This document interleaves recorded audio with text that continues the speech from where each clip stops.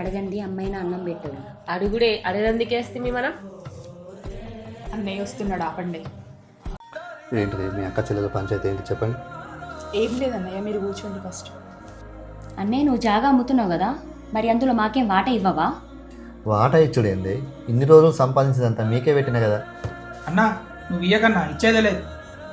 ఏంద్రా రూపేష్, నువ్వు బాగా మాట్లాడుతున్నావు. నువ్వేనా మా సొంత తమ్ముడి వారా? మా బాబాయ్ కొడుకువి. మా ఫ్యామిలీ విషయంలో తలదూర్చక్. ఏం మాట్లాడతానవే నోర్మి, నాకు మీరెంతో వాడు కూడా అంతే. సరే అన్న, రూపేష్ గురించి మాకు అవసరం లేదు. నువ్వు మాకెంత ఇస్తావో చెప్పు. ఎంత ఇచ్చుడేందే? నా జీవితం మొత్తం మీకే దార పోసిన. నాకు సొంత ఇల్లు లేకున్నా మీకు సొంత ఇల్లు ఉండాలి, మంచిగా సంపాదించుడు కావాలని నేను ఎంత కష్టపడి మీ పెళ్ళిళ్ళు చేసిన. ఇన్ని రోజులకైనా నా పిల్లలకి ఏదో ఒకటి చేయాలని ఆ ఉన్న కాస్త జాగా మీ వాళ్ళ పేరు మీద ఫిక్స్ చేద్దాం అనుకున్నా. దానికి కూడా అడ్డుపడతాను. మీరు నన్ను అర్థం చేసుకున్నా ఇంతేనా? ఇచ్చేయి బావా, ఇచ్చేయి. మొత్తం వాళ్ళకే ఇచ్చేయి. మనము మన పిల్లలు ఎలా బ్రతికితే వాళ్ళకేంటి, వాళ్ళు మాత్రం బాగుండాలి. సారీ అన్నయ్య, నీలాంటి అన్నకు చెల్లెలై ఉండి కూడా ఇంత స్వార్థంగా ఎలా ఆలోచించాము.